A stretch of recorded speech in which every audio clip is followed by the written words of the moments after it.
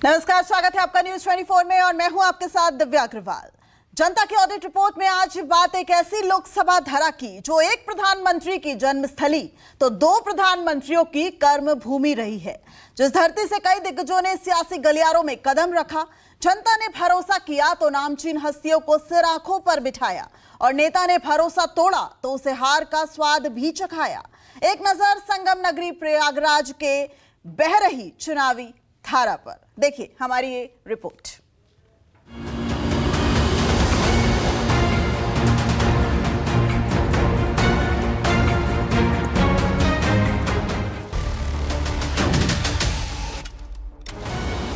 गंगा यमुना के संगम तट पर उमड़े जन सैलाब के तस्वीरों ने प्रयागराज के चुनावी पंडितों की नींद उड़ा दी है। डबल इंजन सरकार के गढ़ में दो युवराजों के हुंकार से पूर्वांचल का सियासी पारा रिकॉर्ड तोड़ रहा है। संगम नगरी में हैट्रिक लगाने बीजेपी ने पूर्व विधानसभा अध्यक्ष केसरीनाथ त्रिपाठी के बेटे और पेशे से वकील नीरज त्रिपाठी पर दांव खेला है। वहीं इंडिया गठजोड़ से समाजवादी पालने में पले बढ़े पूर्व सांसद रेवती रमन सिंह के बेटे और एडवोकेट उज्जवल रमन सिंह पंजा बुलंद करने मैदान में हैं। कांग्रेस और समाजवादी पार्टी के सहयोग से इस बार जरूर परिवर्तन आएगा और ये जो वनवास था 40 साल का, इसको ख़त्म करने का काम हम लोग करेंगे। और इसका श्रेय अगर किसी को जाता है तो ये प्रयागराज की जनता को जाता है, लोगों के आशीर्वाद को जाता है। जो समर्थन दिख रहा है और मिल रहा है ये उसको जाता है। आदरणीय नरेंद्र मोदी जी ने जो भी किया है जनता के लिए वो धरातल पर दिखाई दे रहा है और उसका जनता में बहुत ज़्यादा वो जनता उसको रिकग्नाइज कर रही है, उसको मान रही है कि हाँ, भारतीय जनता पार्टी और आदरणीय नरेंद्र मोदी जी ने बहुत काम किया है। और वो ये भी मानती है कि ये सौभाग्य की बात है कि आदरणीय नरेंद्र मोदी जैसा प्रधानमंत्री उनको मिला है। संगम के धरा पर वकील बनाम वकील की जंग से ज्यादा परिवार की राजनीतिक विरासत बचाने की जंग है। लोकसभा के चुनावी पिच पर दोनों उम्मीदवारों का पहला टेस्ट है। ब्राह्मणों और मल्लाहों का गठजोड़ पिछले दो चुनावों में भाजपा को काफी रास आया है। साथ में पटेल वोट बैंक ने बीजेपी की ताकत में इजाफा किया है। इस गठजोड़ को तोड़ने के लिए कांग्रेस ने विकास बनाम संविधान का दांव चला है। बीजेपी ने खुद ये खतरा पैदा किया है, बीजेपी ने खुद ये संदेश दिया है। बीजेपी के टॉप लीडरशिप कहती है 400 पार। 400 पार का मतलब आप 3/4 बहुमत लेकर जो है संविधान बदलने की तैयारी कर रहे हैं। तो लोगों की शक है, लोगों को शुभा है, लोगों के मन में विश्वास नहीं है कि बीजेपी आएगी तो कोई ऐसा, जिस तरीके से कार्यकाल इनका 10 साल का रहा और जिस तरीके से कानून की धज्जियाँ उड़ी हैं। कभी आप लोग इतिहास में देखें 147 सांसदों को सस्पेंड किया गया क्या? ये क्या दर्शाता है? ये कहीं न कहीं ये दर्शाता है कि आपको संविधान और संवैधानिक संस्थाओं की कोई कदर नहीं है। संविधान बचाओ का नारा बिल्कुल गलत है इनका। ये डर रहे हैं क्योंकि ये जानते हैं कि ये भ्रष्टाचार में अपने सर तक डूबे हैं और ये जानते हैं कि अगर मोदी सरकार दोबारा आई तो इनके लिए खतरा हो सकता है। अदरवाइज़ यहाँ संविधान से ना हम छेड़छाड़ कर रहे हैं, ना हम कोई ऐसी चीज़ कर रहे हैं जो संविधान के खिलाफ हो। प्रयागराज में एक अदद जीत की राह तलाश रहा बीएसपी का हाथी रमेश पटेल के सहारे चुनावी रेस में शुमार हो गया। पटेल दलित और कोल मतदाताओं में सेंधमारी किसी भी उम्मीदवार के सियासी गणित को गड़बड़ा सकता है। पार्टी की तो बहुत प्राथमिकता है, लेकिन मेरी व्यक्तिगत प्राथमिकता है न्याय मिले, संविधान खतरे में न रहे, नौजवान नौकरी पाए, आवारा पशुओं से किसानों को छुट्टी मिले। जो मंडियां हैं, किसान बरसातों में 1 फीट के कीचड़ में रेंगता है, उससे निजात मिले। कागज पर सफाई न हो, जमीन पर सफाई हो। कुंभ नगरी प्रयागराज प्रदेश में शिक्षा का मक्का भी है। देश को एक से बढ़कर एक नौकरशाह देने वाली नगरी में अब रोजगार की तलाश चुनावी मुद्दा बनता जा रहा है। अगर प्रयागराज में देखें तो सबसे बड़े छात्रों की संख्या पूरे पूर्वांचल से और पूरे प्रदेश से प्रयागराज में है और वो पढ़ने लिखने आते हैं। वो इस उम्मीद और विश्वास के साथ, उनका परिवार पढ़ाने भेजता है इस उम्मीद और विश्वास के साथ कि हमारा पढ़ लिख का बच्चा जो है सरकारी नौकरी में आएगा। लेकिन भारतीय जनता पार्टी तो गजब की पार्टी है। वो कहती है पकौड़ा तलने वाले को भी हमने रोजगार दे दिया। बेरोजगारी का मुद्दा भी मैं समझता हूं कि उसकी कोई ज़मीन नहीं है। वो मुद्दा उठाने के लिए मुद्दा उठाया गया है। हाँ, मैं ये ज़रूर मानता हूं कि वहाँ की इकाइयों का अभी जो है कुछ हो नहीं पाया है। ऐसा नहीं कि सरकार ने स्टेप्स नहीं उठाए हैं, सरकार ने कदम उठाए, लेकिन मैंने जैसा अभी कहा कि यह मेरी प्राथमिकता है कि मैं वहाँ की इकाइयों के लिए काम करूं, और वो मैं निश्चित काम करूंगा। मैं राज्य सरकार से मिल करके और केंद्र सरकार से भी मिल करके सामंजस्य स्थापित करके वहाँ पर इकाइयों के लिए, औद्योगिक इकाइयों के लिए। प्रयागराज लोकसभा सीट का इतिहास और जातीय समीकरण बड़ा रोचक है। कुल मतदाताओं की संख्या 18,07,000 है, जिसमें पुरुष 9,79,000 और महिला वोटर 8,28,000 है। जातीय ताने बाने पर नजर डाले तो ब्राह्मण मतदाताओं की संख्या 2,50,000 के करीब है। वहीं मुस्लिम 2 लाख और यादव 1,25,000 है। कुर्मी बिरादरी के वोटर लगभग 2,10,000 हैं, जबकि ठाकुर और भूमिहार बिरादरी की संख्या 50,000 है। 2.5 लाख दलित और 1 लाख कोल मतदाता है। 1.5 लाख वैश्य मतदाता की संख्या है। वहीं कुशवाहा और मौर्य समाज के 80,000 वोटर हैं, जबकि निषाद 1.25 लाख के करीब है। पाल बिरादरी के 40,000 और 1 लाख के करीब प्रजापति और विश्वकर्मा समाज के वोटर हैं। पलड़ा तो यहाँ हमेशा से भारतीय जनता पार्टी का रहा है। मोदी जी कितने कार्य हैं, इस वजह से जनता का रुझान बीजेपी की तरफ ही है। मोदी जी के कार्यकाल में तमाम काम ऐसे हुए जो सीधे डायरेक्ट जनता के हित में हुए हैं। जनता के पास जैसे उनकी जनधन योजना और तमाम योजनाएं हैं, सड़क परियोजनाएं, जितनी भी योजनाएं हैं सब डायरेक्ट जनता के हित में जा रही है। डायरेक्ट जनता उसका उपयोग कर रही है, तो आप समझिए कि जनता इससे संतुष्ट है। युवाओं का मुद्दा तो हमेशा से एक ही रहा है, रोजगार। युवाओं को तो रोजगार चाहिए, और भारतीय जनता पार्टी युवाओं के लिए कर रही है और रोजगार देने का काम भी चल रहा है। महंगाई है, लेकिन सरकार उस हिसाब से दे भी रही है, फ्री में अनाज दे रही है। अब इस युवाओं को रही आप रोजी रोटी की बात, वो भी मिल रहा है, सड़क बन रहा है, बिजली पानी सबको मिल रहा है। अब इससे ज़्यादा क्या चाहिए। इलाहाबाद में बहुत सुंदर है, और माननीय नीरज त्रिपाठी जी लगभग 3 लाख वोटों से यहाँ से विजयी होंगे। मोदी जी ने जो ये सड़क बनवा दिया, इससे लोगों का पेट थोड़ी भरता है। मोदी जी ने जो सड़क बनवाया, इससे लोगों का पेट नहीं भरता है। और जो ये महंगाई चलो करें, कायदे से करें। इलाहाबाद में तो बीजेपी का वो है, बट यहाँ की जनता चाहकर भी जो है विकल्प नहीं तलाश पा रही, क्योंकि कोई विकल्प है नहीं।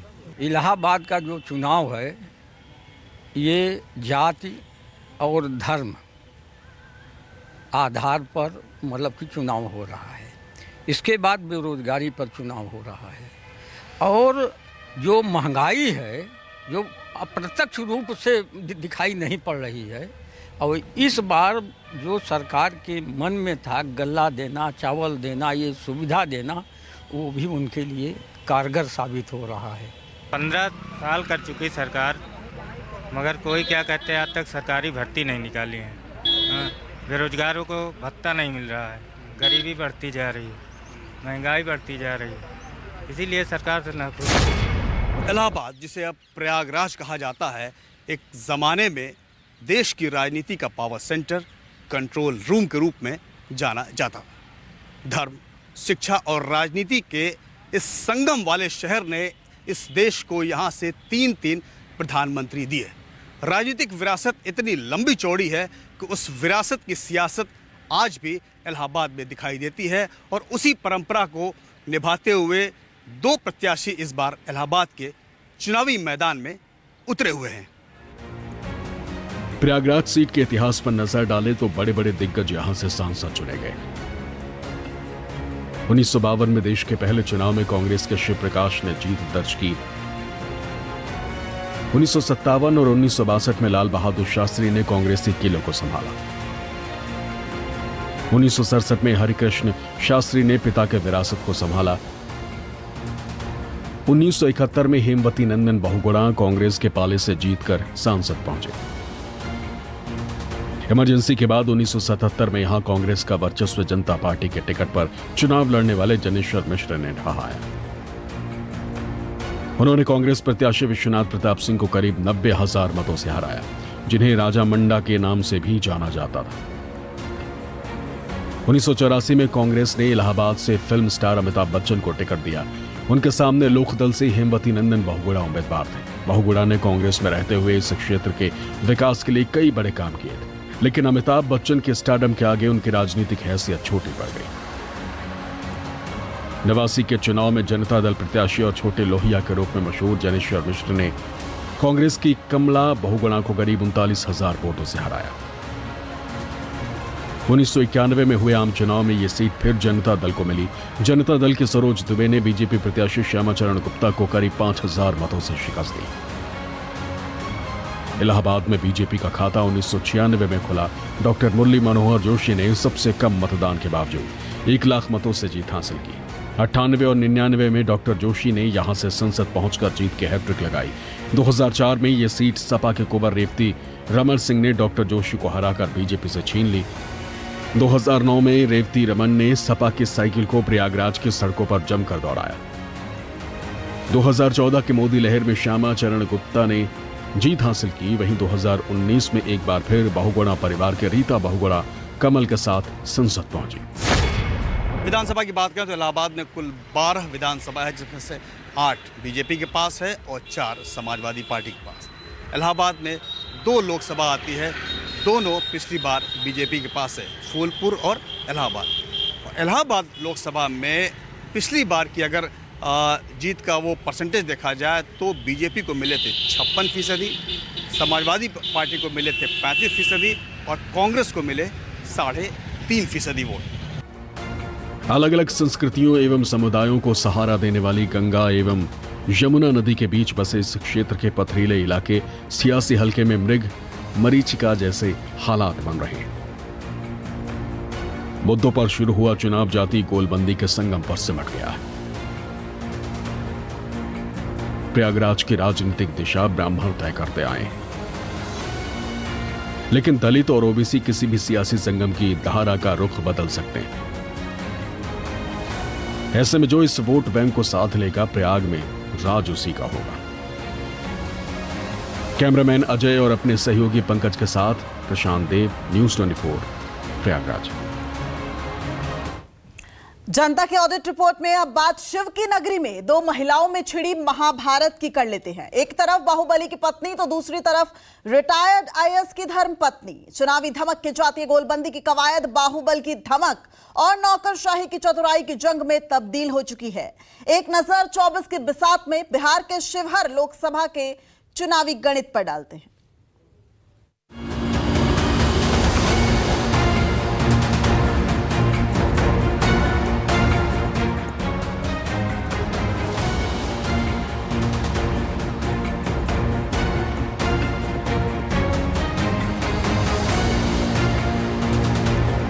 नरेंद्र मोदी जिंदाबाद।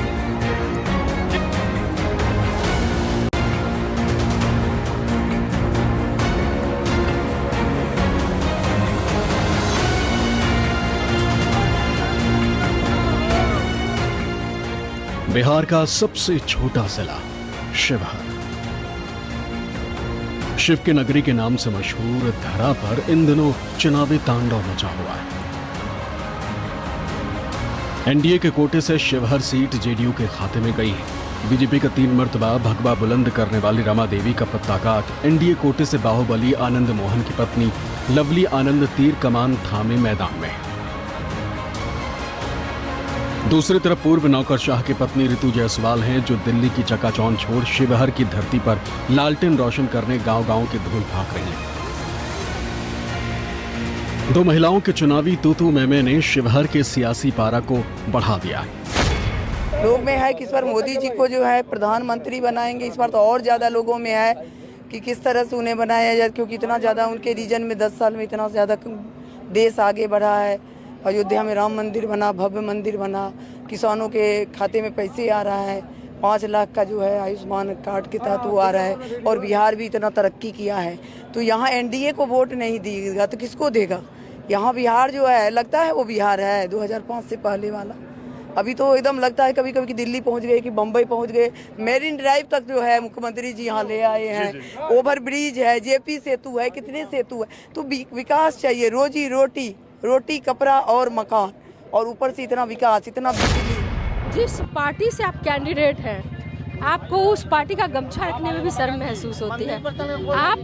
आप कैंडिडेट जो है वो जदयू से हैं, मगर आप धारण जो है वो आप बीजेपी का गमछा और ये सब। तो अगर जब आपको अपने पार्टी के लीडर पे आपको शर्म आ रही है बताने में कि आप किस पार्टी से, आप सहारा ले रहे हैं भाजपा का कि हम अलायंस का सहारा ले रहे हैं, ये कैसी मौजूद। तो आपको लगता है कि जिस आपको अपने नेता पे शर्म आ रही है, जिसकी सिंबल लेकर के आप आज मैदान में आए हैं और आप चाहते हैं कि जनता उसको वोट कर दे, जिस पे खुद एज ए कैंडिडेट आपको शर्म आ रही है, न कभी आप वो सिंबल दिखाते हैं, न कभी आप उनका गमछा डालते हैं, आप जो है वो बीजेपी को यहाँ पे भुनाने की कोशिश कर रहे हैं। तो जनता समझ रही है ना भैया, जिसको अपने नेता पे शर्म आ रही हो, उसके नेता को यहाँ के लोग क्यों वोट करेंगे।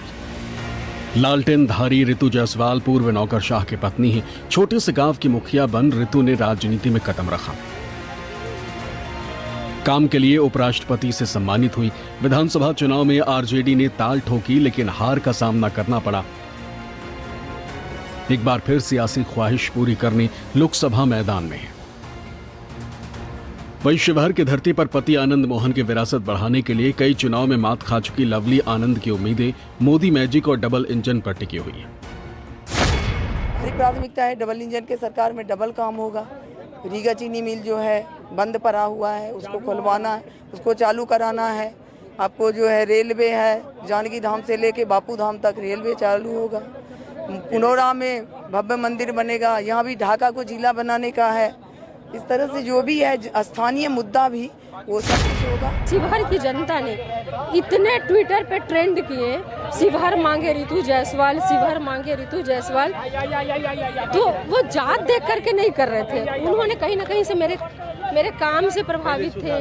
उन्होंने मेरे काम के बारे में सुना था, जो मेरे काम की बदौलत जो तमाम पुरस्कार मिले, चाहे वो पंचायती राज के पुरस्कार हो या वो तमाम पुरस्कार मिले, उनको पता था कि ऋतु जायसवाल आएगी तो शिवहर का विकास होगा।